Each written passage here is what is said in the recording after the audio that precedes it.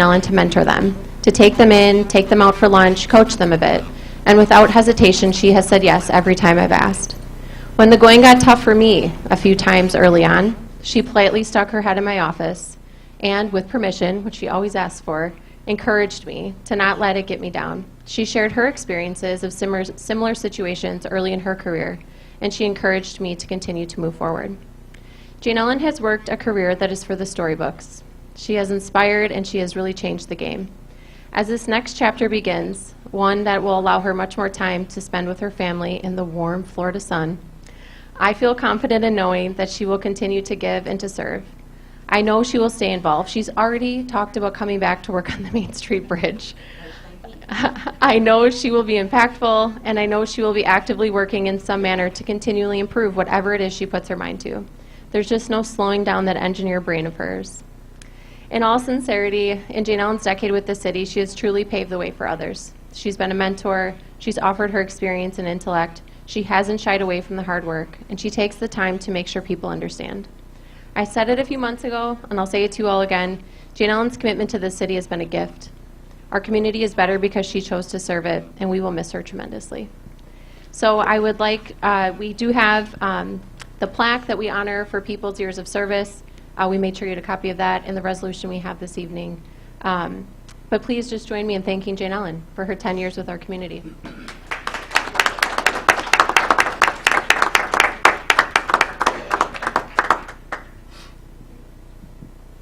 I just want to thank Mayor David, the Finance Committee, and the Common Council that saw fit to hire me a little over 10 years ago.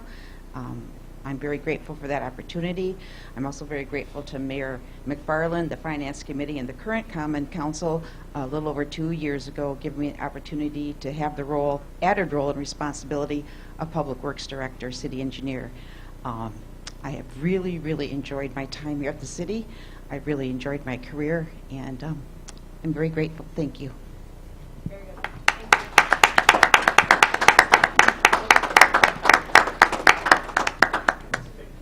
Oh, I just said we would get one of them. We shall get one.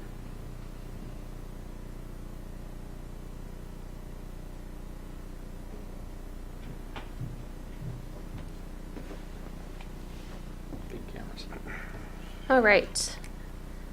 Our next item on our agenda is a presentation from Ms. Lampy. Tough act to follow. Yeah, I'm just kidding. Coming up, let's hear some Main Street updates. Is the green at the base? If not, just hit the circle right on the... Mayor, can I ask a question? Sure. Do we need to approve that resolution? We will. Later. Okay. Sorry, thanks. Actually, we will at the next meeting. Troublemaker.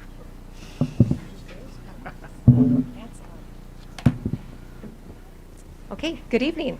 So my name is Melissa Lampy. I'm the Executive Director of the Watertown Main Street Program, and our office is located at 519 East Main Street.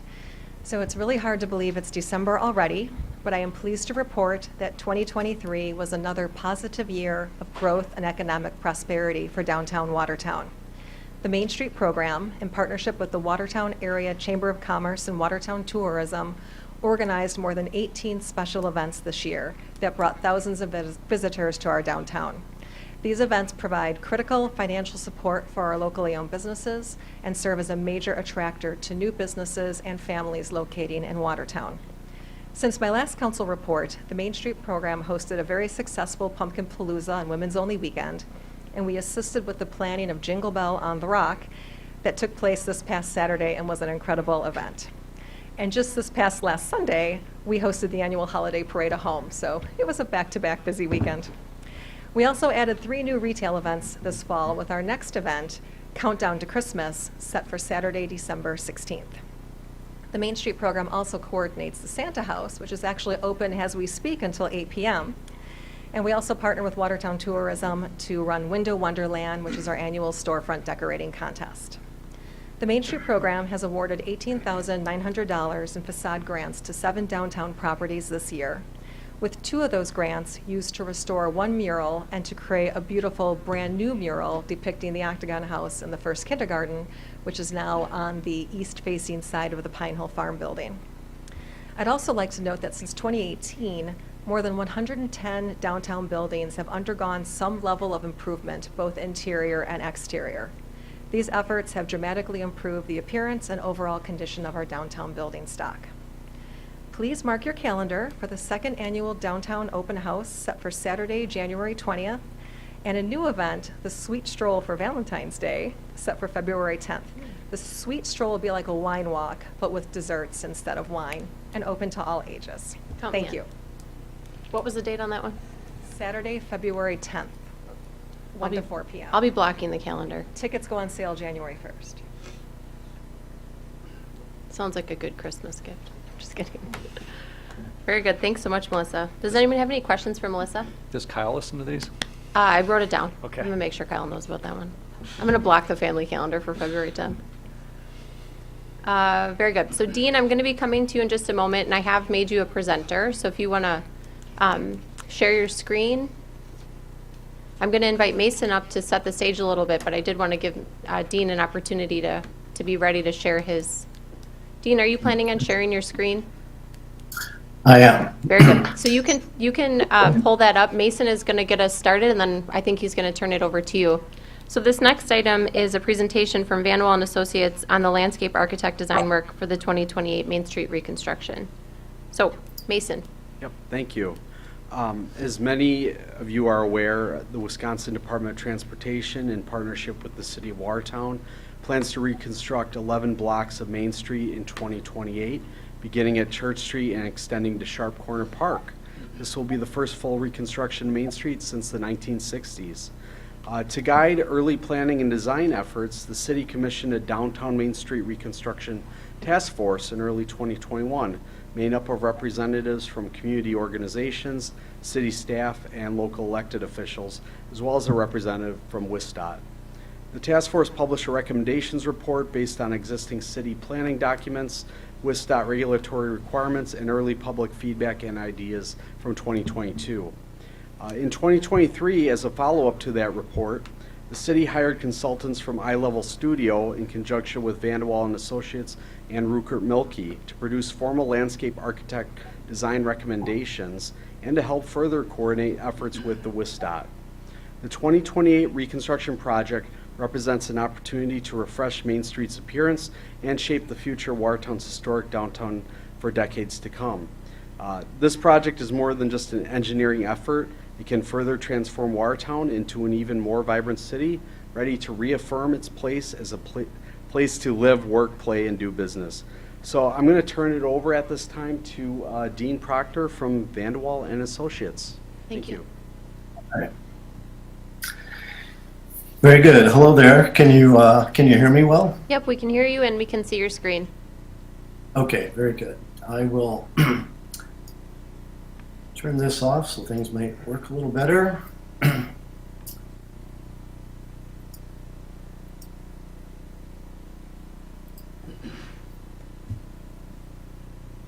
Oops. Okay. So is that still visible on your Yes, screen? yep, it looks great. Very good. Well, thank you very much for having me here tonight, and Mason for accommodating my illness today and allowing me to present remotely tonight. I really want to thank the members of the Task Force Working Group, two of whom you've already heard from tonight, Mason and Jane Allen, well, three, the mayor and Melissa, everyone, pretty much who's spoken tonight, served as members of the Task Force Working Group, as well as Andrew. Sorry to hear you're leaving, Jane Ellen. It's been wonderful to work with you. But this work group gave us great direction and great ideas, so it was a real pleasure to work with all of you. I also want to thank really the whole task force for their work on garnering input and feedback from the public and business owners and others, and compiling and communicating all your recommendations. That report, which really gave us a great start and got us ahead of the game, and those outcomes gave us inspiring and helpful direction to us for this project. I did refer back to the task force recommendation report, which I assume you're all familiar with, to make sure we followed through on the directives. And out of the 24 aesthetic and pedestrian-oriented recommendations for Main Street in the downtown, we incorporated 22 of them and addressed the other two in this work. You know, as a consultant, we work in a lot of communities, and we applaud you for your foresight and your process in getting input and for getting out ahead of the DOT work, which will come in a few years down the road, to take full advantage of this coming opportunity for your Main Street and your downtown. So we as a team here as your consultants, we hope that the outcomes of our work support the city and the work of the council and the mayor, public works, parks, economic development, the Historical Society, Main Street, the Chamber, and tourism, and many others working to enrich and enliven your downtown. So I'm going to go through these materials, and there's a lot here to present, and I've been asked to keep it to about 10 minutes or so from here, so I'm going to go through this quickly. I assume that you all have access to this, or maybe a lot of you have already reviewed this material. But I'll go through this really quickly. Mason already gave you some background, but our intention was to provide a shared vision, a guiding light, a unifying design concepts, and implementation details as you budget, work together, and work with the DOT down the road to renew your Main Street and your downtown. You'll see in here that we've provided alternatives and schematic designs that are general enough so that you can still discuss and choose the final design elements or design of the elements of the Main Street, and specific enough to move ahead with implementation when that time comes. So Mason's given you some of the background and again applauding you for getting out ahead of the DOT, and the Main Street work is scheduled to be done in about 4 or 5 years from now. And again, I want to reiterate what a great opportunity this is. It's been about 60 years since Main Street's been redone. It's just such a rare opportunity to refresh your Main Street and have it give that important role in downtown and to your Main Street as a heart. You'll see that we not only looked at Main Street, but looked at the downtown as a whole, and a lot of the blocks and public spaces off of Main Street. We developed early on, with the help of the task force group, the real objectives of this work. We heard that you wanted to welcome visitors and to downtown and to create a unique place to portray and strengthen that unique downtown Watertown identity, and create spaces for visitors not only to come and go, but to come and to pause, to rest, to gather, and socialize here in your downtown, and to enhance that visitor experience. Early on, we developed 14 different design concepts and tactics, everything from maintaining the downtown as functional and have it work well, but also to create 2 downtown gateways and a central focal point in your downtown, enhance that pedestrian experience.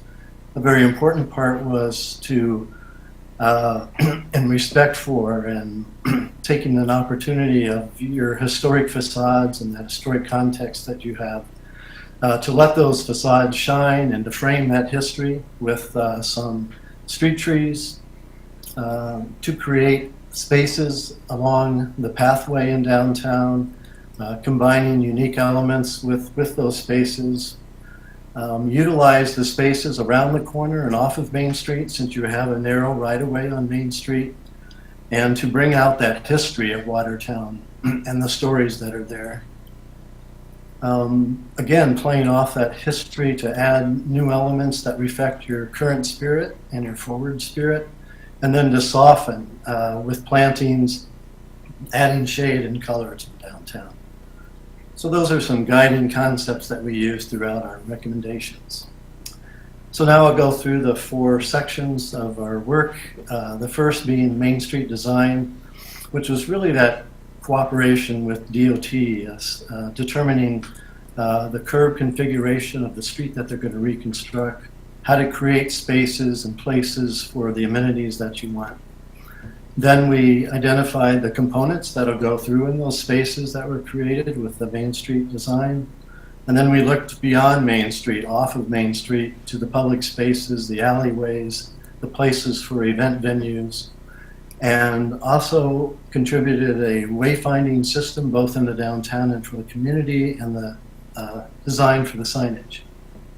So that first section, the Main Street design, that includes the curbs configuration and enhanced crosswalks, creating amenity areas, adding new street furniture and features.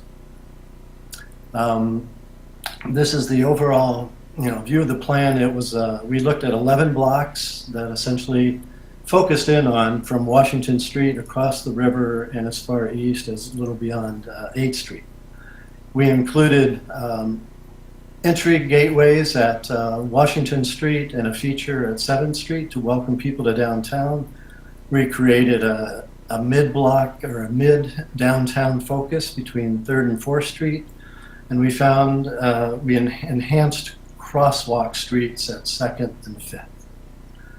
So that's a little bit of an outline, and then we focused in, getting all the way down to the detail of where the crosswalks occur, where bump outs occur, locating street trees, adding benches, identity features, bike racks, and movable planters. So I won't go through all the detail of each block, but here you can see where the entry gateway feature is to be located at Washington Street, and enhanced crosswalk ability near the library and the town square, the enhanced crosswalks at 2nd Street, the mid-block feature between 3rd and 4th, and the enhanced street crossing at 5th Street, and then the eastern gateway at 7th Street. The second large component then were, what are the streetscape components that will be located in this new Main Street? And that included a lot of the things we've mentioned, but in addition to that, these main primary entry features, new lighting, a kiosk one kiosk in the middle between 3rd and 4th Street, block identity features, which you'll see, the wayfinding signage, and all the street furniture. This was an illustration developed to kind of show a typical corner of your Main Street in the future that shows what I've been mentioning, the softening, the spaces for people, the opportunities to gather, the comfort that's offered, new green, shade, features that identify the block, business signs, the murals, business awnings, and those sorts of things are still here and vibrant. But this would be a typical corner, with here being Main Street and this being the side street, where you can see we took advantage of coming around the corner and adding some things that Main Street doesn't have room for, adding some street trees and some benches and some bicycle parking.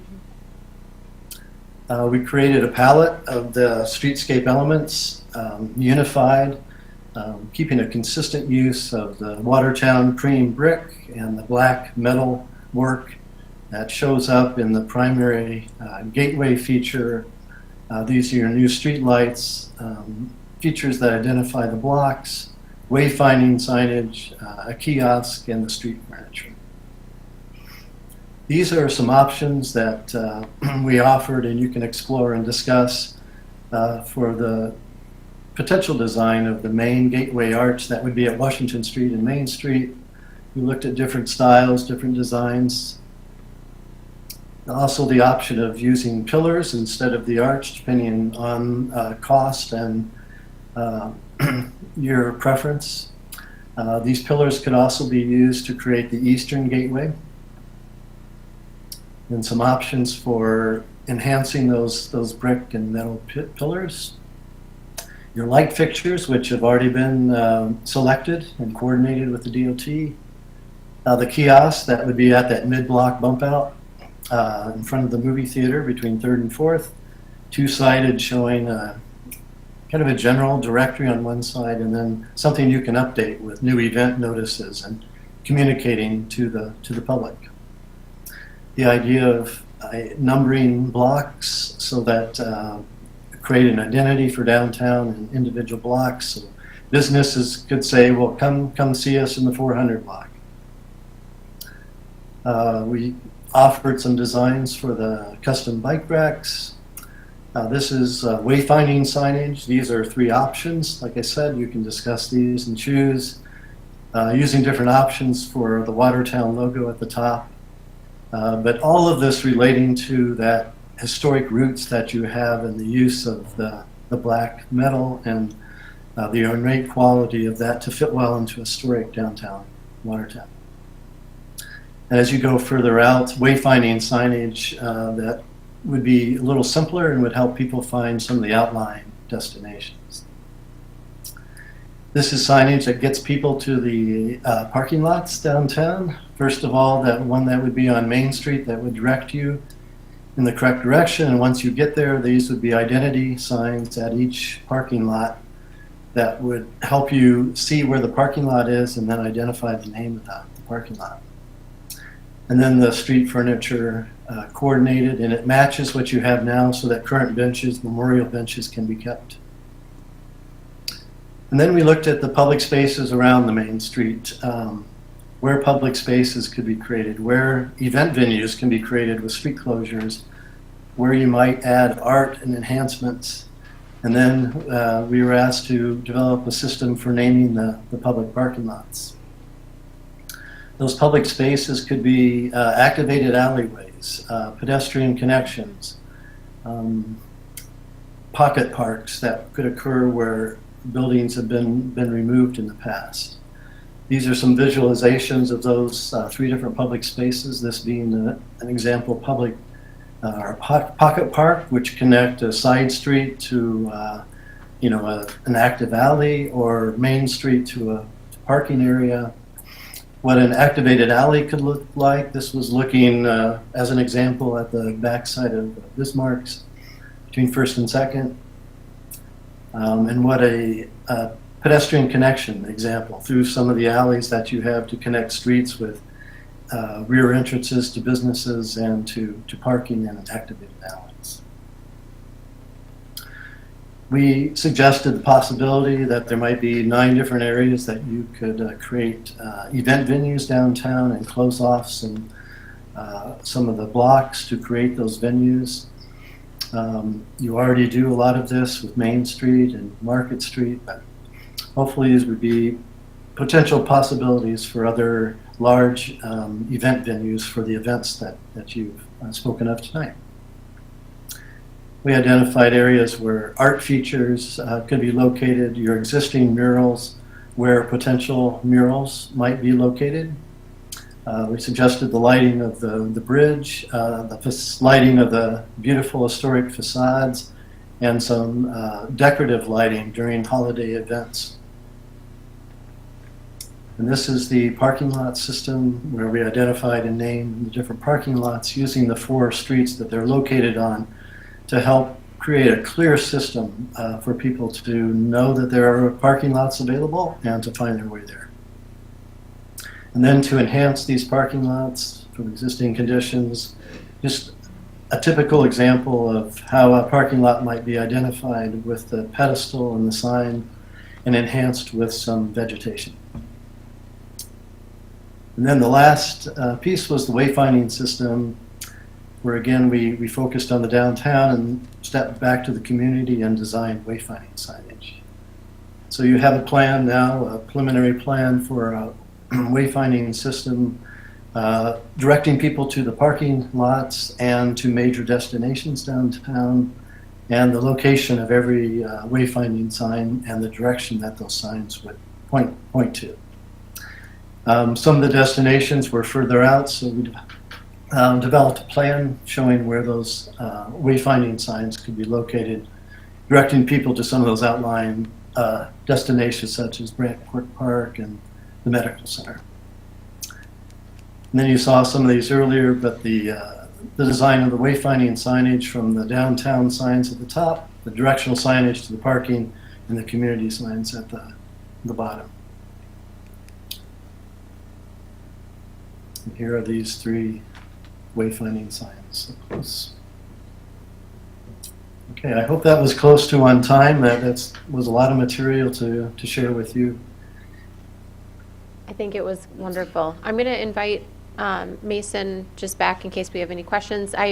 Before I open it up to you all for questions, Alderman Moldenhauer has sat on the task force. Mr. Board has been on the task force. We've had a lot of people engaged in over many years. This started a few years ago. This effort did, once we realized that we were going to have this road reconstructed. So I want to just answer one question right away. The only thing that's decided and everything that's been presented to you all are the lights. And the lights had to be decided at 30% design. So those went through the process months ago. Everything else in here has been, as Dean said, designed more in a conceptual nature for us now as elected officials, and really my leadership team as well, to start to build items into our budgets and into our 5-year capital plans, and then to have those come before you all for your insight at any given point in time. So I don't want anyone to have the idea like, oh, this is all in. It's something that's going to be a guiding document really for us, a planning document for us. So is there anything else that you want to add, Mason? Otherwise, I'll just open it up for questions. No, I thought you made a great point there, and a key thing to think about is this isn't all going to happen in 2028. Some of it will have to happen in advance. For example, the parking lots we probably want to address prior. We're going to work on alleyway signage prior, so people can still get to businesses in the downtown while the reconstruction is ongoing. So I think it's great that you mentioned that we are going to have to be proactive in putting some of these items in our budget ahead of time. So with that, comments, questions for Dean, for Mason, for any members of the task force? Mr. Blanky. 2 easy ones. What is the state contribution to the reconstruction, percentage-wise? I got that. Dollar-wise. You've got it, because I Yeah, off the top of my roadway head, is 100%, or 80/20. And 80/20. the driving lanes is 100%. The parking lanes is us. The sidewalk is them. The utilities are us. Right? Like water main. They'll do storm. Was that clear? I fumbled about 85 times. Let me say it again. The driving lane is them. Parking lane is us. Sidewalk is them. Utilities, with the exception of storm, is us. So it's not a clear, like, they're paying 80, we're paying 20. It just depends upon which portion of the project. We have to pay for 100% of the driving lane. I'm sorry, the parking lane. Okay. They're paying the driving lane. 100% of the driving lane. So with them paying for 100% of the driving lane, are they vacating Highway 19 and turning that over to the city, or will that remain a state highway so that 80 years from now, when it needs to be rebuilt again, there will still be the opportunity for that future council to have a similar funding Will source? still stay a state highway. We have somebody who can elaborate. It's a connecting highway, and they have given us no indication that they plan to change that one iota. So we are operating currently, as we move forward, with the belief that it will remain a connecting highway. That Thank you. allows us to have the driving lanes paid for. Yes, yes. Others? Mr. Schmidt? And some of them might be easy, some might not be. We'll just start with the one that's on the screen, the trees. The areas that the trees are going to be designated in, how much past that initial square is going to be permeable pavers versus standard sidewalking to allow for the root growth, because most trees' canopy root systems are equal to the canopy you see above ground. And what I've seen in a lot of areas is that when they do put the trees in those small areas, when they grow, it ends up pushing up and caving up the sidewalk, creating dripping hazards, versus the permeable pavers, which allow more flexibility for better tree growth and better health of the tree. So probably what you've seen is a very unenlightened treescape. If you look back 15, 20 years ago, there wasn't as much Conscientiousness about the selection of the urban canopy? You're welcome. So, and please also understand that any urban tree in the downtown area it's expected about every 15 years for it to be removed and replanted regardless of its species. So when you make the observation that you've seen, that's because that tree probably it needs to be replaced. It's past its prime for a downtown or for an urban area. But we've gotten more educated and better species and conditions are provided. Okay, that was the one question, so that Sure. kind of answers it. These bump outs on the intersections, those make those intersections appear, at least on the screen, to be extremely narrow. And my concern is the ability for two of the larger, your full-size SUVs and full-size trucks, which are massive, And semis. and not even counting semis or box trucks, are they going to be wide enough to pass through their safely? Yep.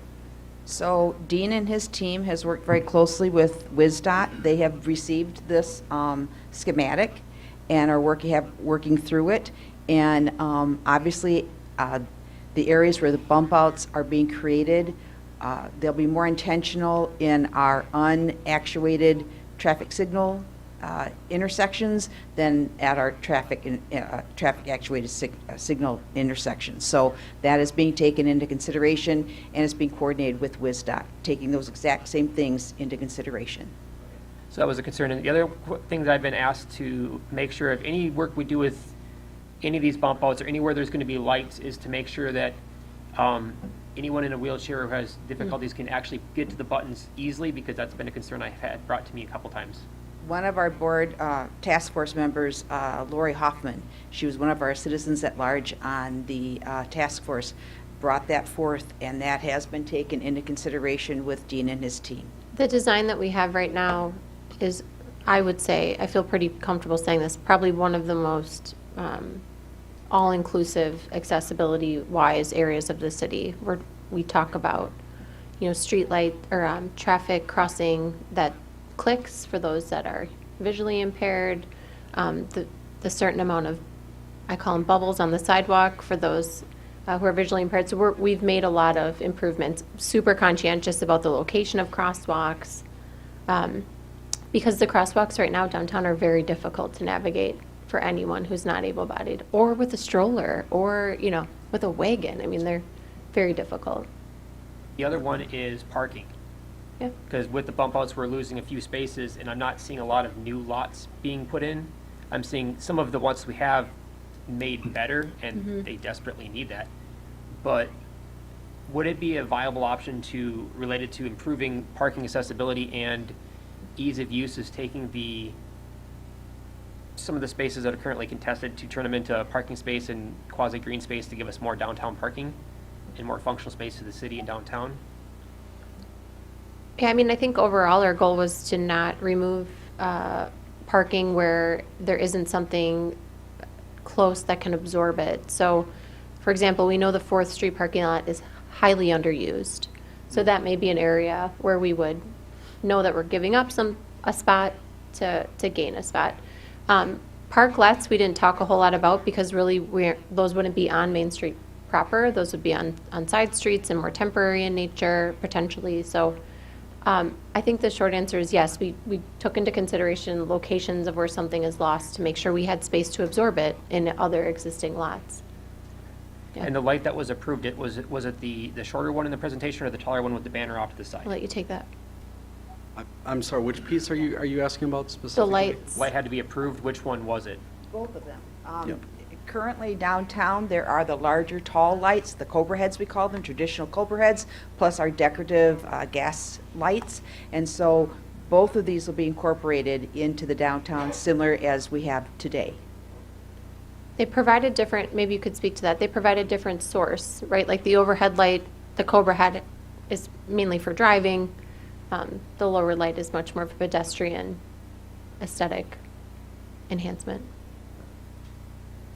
I wanted to touch on the parking again really quick. We went back and forth with Dean's team a lot on that. We were very conscious to make sure that any loss of parking would be extremely minimal. We did consider on a couple of the side streets angled parking as a concept, and we just decided it would not be a net gain of parking. It would create some other issues. So we really looked at on-street parking in depth during this entire study.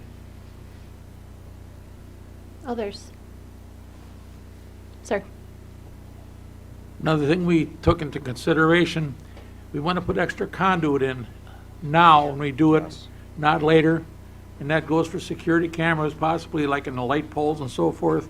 That's all been put in there also. So when later comes, we don't have to dig any concrete up. It's already in. That's correct, yep. Good forward thinking. Anybody else? Yes, sir. I think it's somewhat ironic that we have parking lot improvements and guiding things on the Jane Ellen's retirement party tonight. Yeah. So that was one of the main things that struck me. I was very impressed by what was presented tonight. Love all the design elements in that and all the wayfinding pieces. And yes, the parking lots has been something that we've talked about as a council a couple of times, even looking at buying more land to convert to parking lots. And so I think this one does a good job in terms of directing people to those places that are, sometimes half a block and a half away, that are kind of ignored today, even by people who've lived here for many, many years. So thank you for adding that. One of the other things that I really wanted to call out here is that this design also talks about space activation.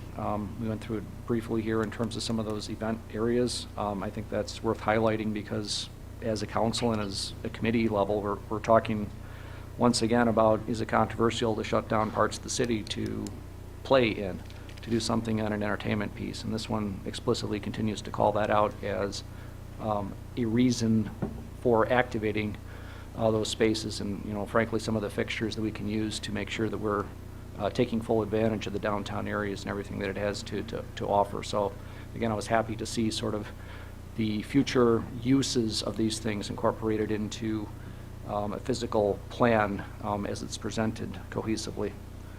The bump outs, again, I think that's a fantastic sort of reclamation of space. Being downtown, walking down there many times a week, it is a very nice way of essentially bringing some of that greenery and allowing more interaction with the main street, as well as potentially even calming some of that traffic that goes flying by those areas. And so that was, I thought, very clever use of essentially representing or reimagining some of those areas and bringing a few things that are sometimes very hard to do with those hard sidewalks and stark buildings on either side. So I really love that. And the last thing, thinking a little bit toward what we're doing occasionally on the RDA, is all of these design elements and everything else continues a lot of the great historic flavor. I think some of the designs we saw here did a great job of incorporating the city logo into, like, I don't know what, ironwork. I'm not going to mumble the designs here, but whatever that is. I mean, we saw some nice synthesis of essentially historic city logo stuff in here. And as we start to talk about dare I say, and things like the Riverwalk and expanding into other areas around the city, I think that these design elements also are as applicable as we start to talk about tying in some of those other city elements. So there was just so much to like here. Very thankful for all the work that you guys have done on this, and just really happy with what's being presented tonight. Thank you. Others? Yes? You mentioned where this is 30%-ish about for design. Are we at 30% design for the roadway, or a little past that now? A little past it, but not to 60? I don't think so. Oh, for 2028, no, Right, not 60, yeah. no. So we're a little past, I think 30% design was October. So we're right around there. Okay, so what's next plan for updating?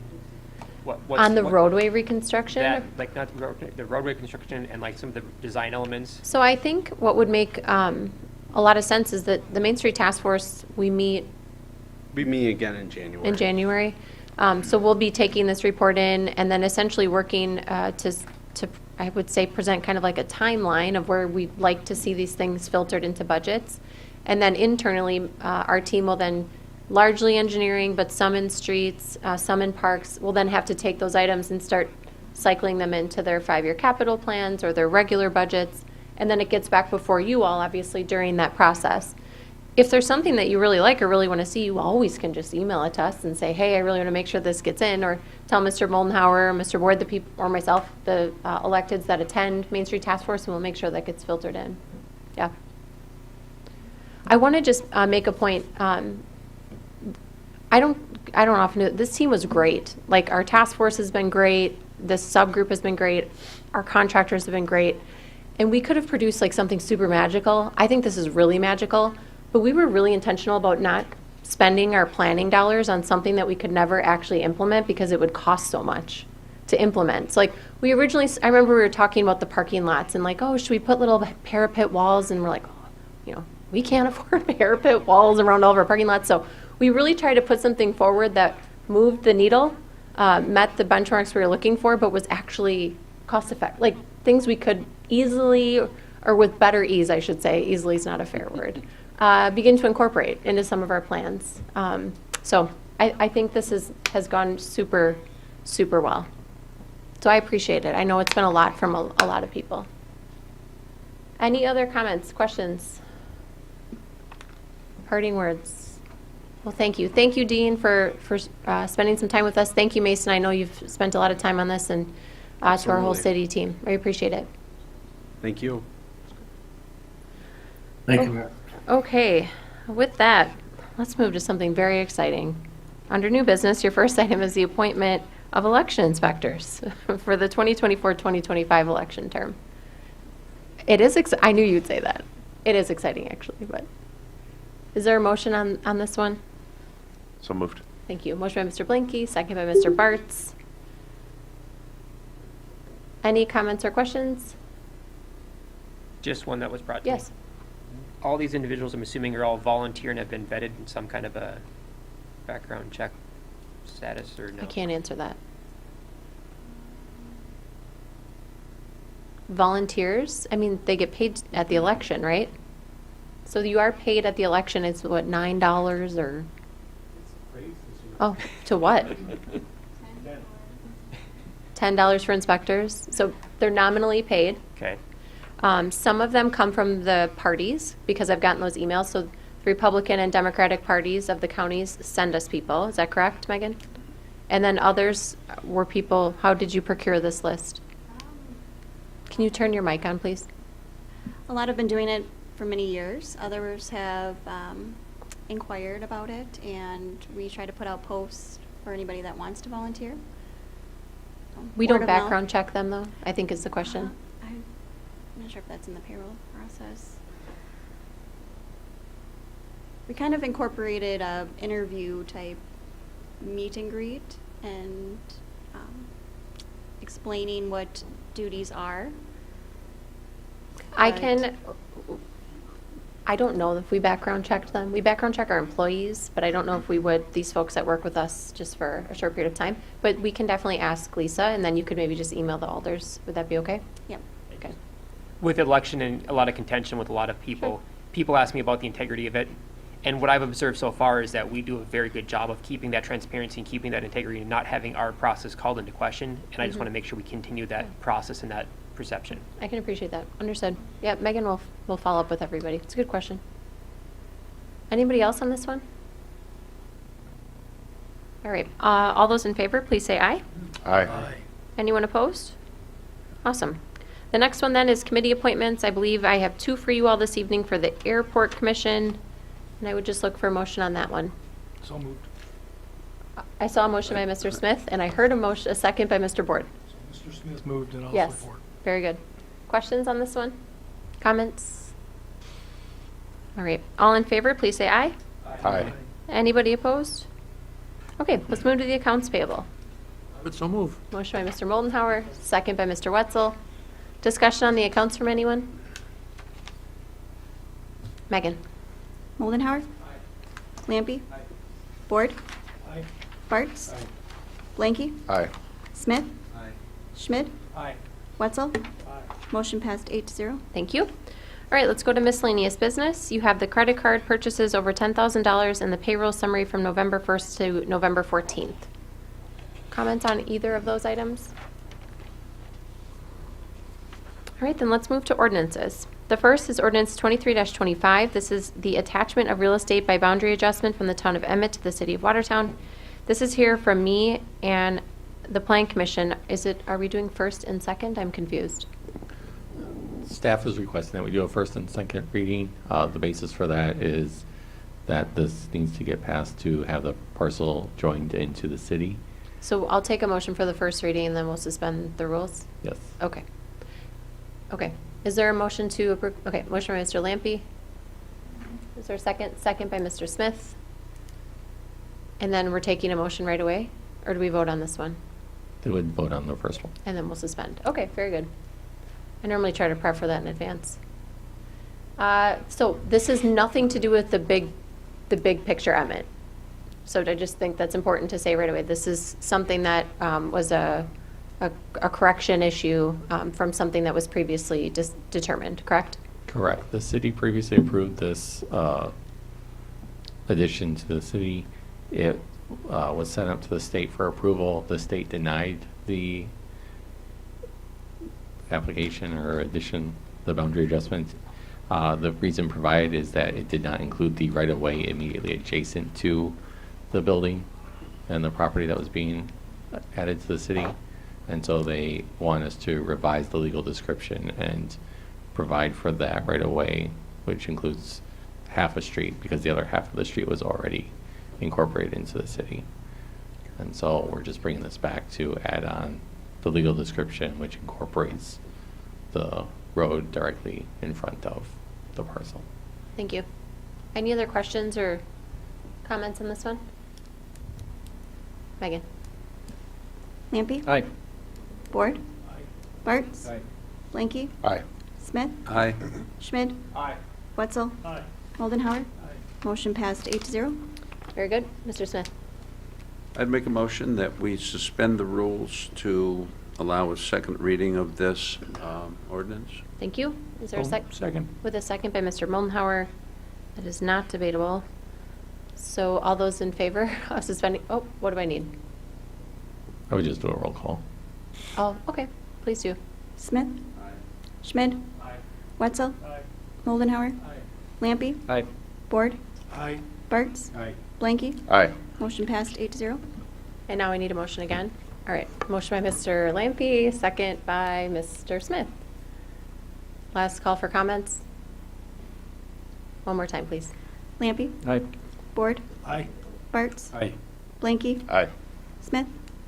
Aye. Schmidt? Aye. Wetzel? Moldenhauer? Motion passed 8-0. Thank you. All right, our next is ordinance 23-26. This is to repeal and recreate Chapter 545, our subdivision of land in our city code. This is here for me and the Plan Commission on the first reading. So moved. Thank you. Motion by Mr. Blanky, second by Mr. Bartz. I will just make a point. There is a single sheet on your desk this evening.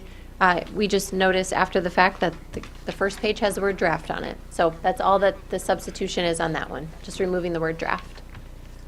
So what comments or questions? Engineering is still here to answer any questions you all may have. Yes, sir. Can we just get a quick summary of, Sure. of what this does for us?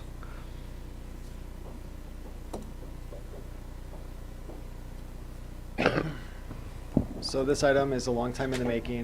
The subdivision code was last repealed and recreated in 1998, and there have been minor changes throughout the years, but nothing sweeping. So in 2022, the city contracted with Ruckert and Milky and Vanderwall and Associates to assist in repealing and recreating the ordinance that's before you tonight. Sonia Kreuzl is on the line from Vanderwall and Associates to kind of answer some of the more technical questions and some of the more legislative changes that have occurred. But ultimately is to streamline the subdivision code for developers, making it easier to move through the city process, to update the subdivision code with current practices. And Sonia, do you want to jump in on some of the legislative changes that have come through this as well? Sure. Good evening. Thanks, Andrew. Sonia Kreisel with Vanderwall and Associates. As was mentioned, a couple of primary goals here: streamlining and modernizing the code overall, making it easier to use, streamlining procedures, but also critically addressing some changes in state law. There have been a whole slew of them over the past couple of decades, and particularly a bigger bunch of them since 2017, when a couple of bigger bills were passed in the legislature.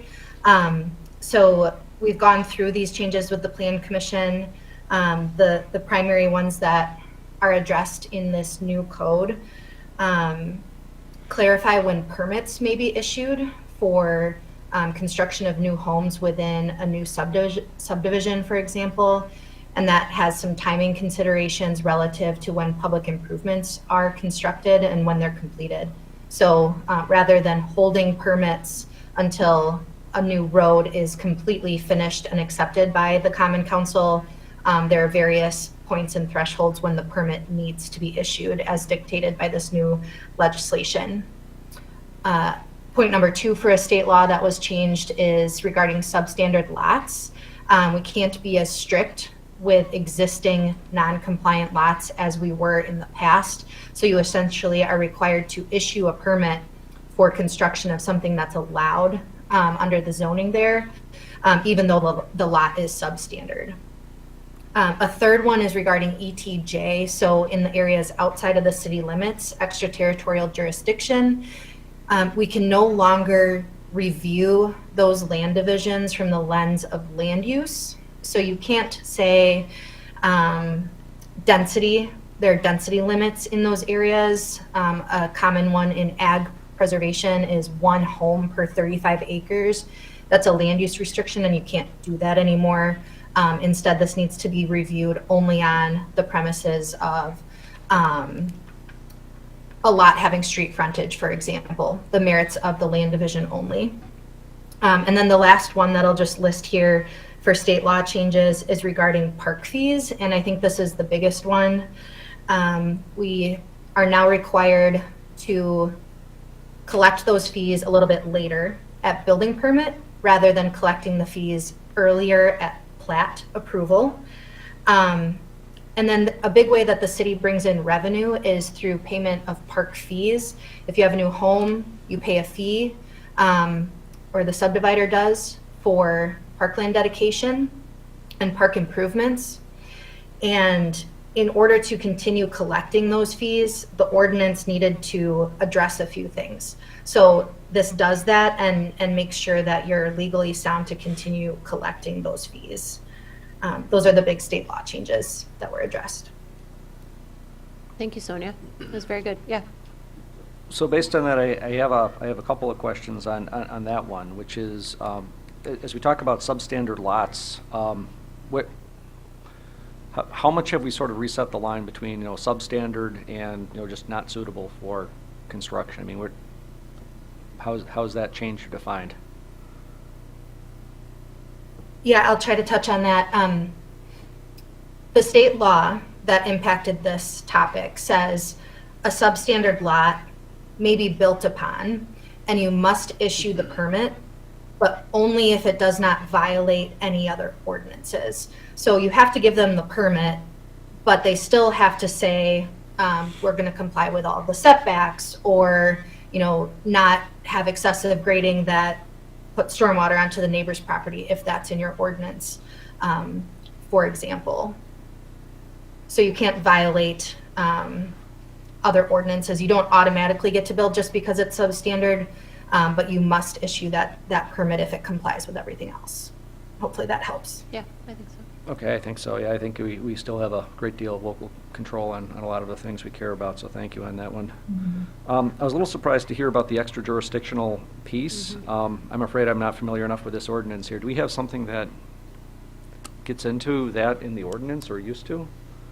Yeah, we have a size limit of division of acreage in the extraterritorial jurisdiction area.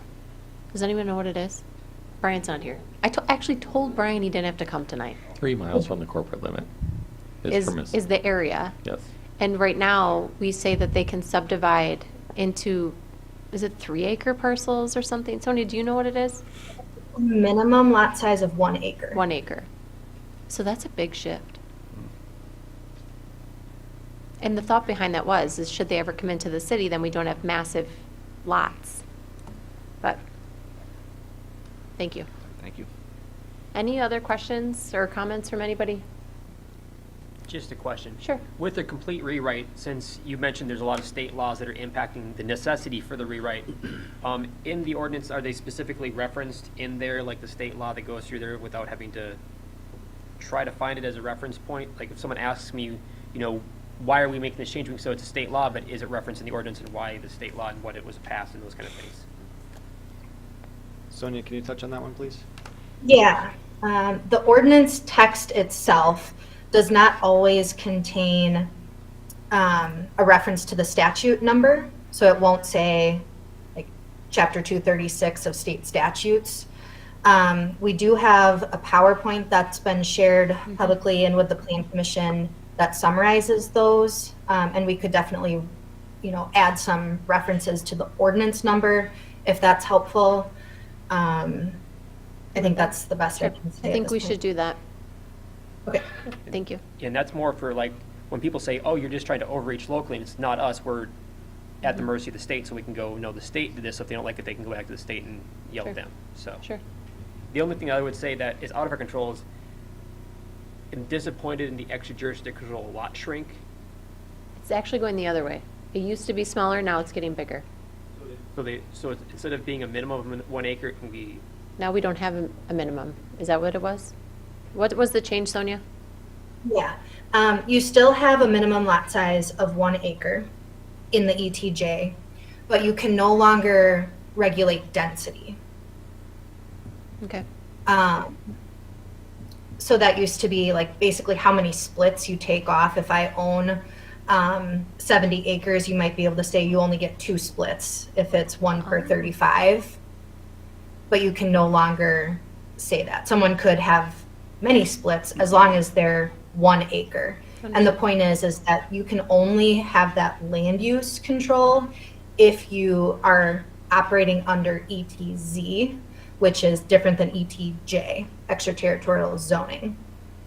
ETJ was intended just for the land division merits. okay, that helps. I was misunderstanding what that was, so thank you. Okay. Anybody else have questions for Sonia or Andrew? This has been a ton of work, so I'm thankful for all the work everyone's put into getting us to this updated code. If there's no other comments, I'll ask Megan to take the roll. Thank you, guys. Blanky? Smith?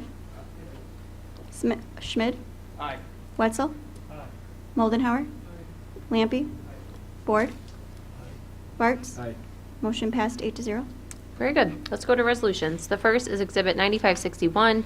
This is a resolution to apply for a capital grant from DOT for fleet purchases for our shared ride taxi service. This is here from Mr. Schmid and the Transit Commission. Motion to approve by Mr. Schmid, second by Mr. Moldenhauer. Any questions or comments on this one? All those in favor, please say aye. Aye. Anyone opposed? All right, next is Exhibit 9562. This is a resolution to apply for the operating grant from the DOT for our shared ride taxi service. Again, Mr. Schmid and Transit Commission. A motion. Motion to approve by Mr. Schmid, second by Mr. Wetzel. Was that you over there? Did you second that one? Okay, very good. Second by Mr. Wetzel. Any questions from anybody or comments?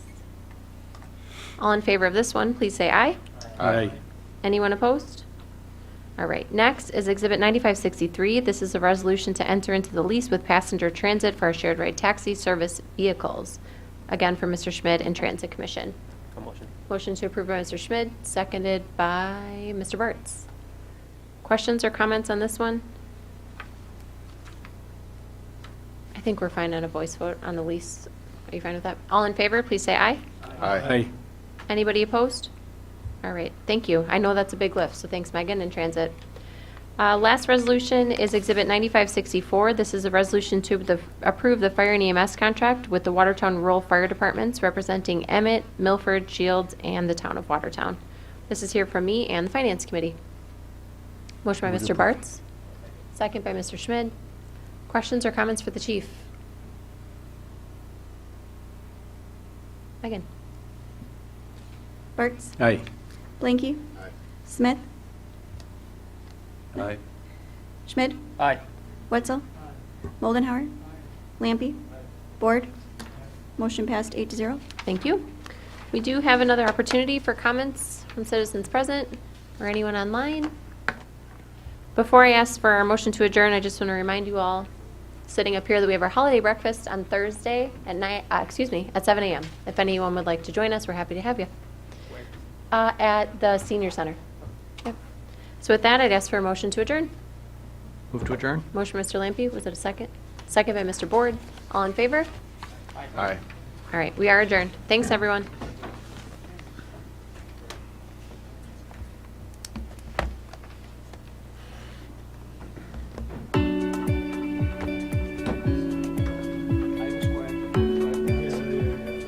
That's right, we had it over-under, remember?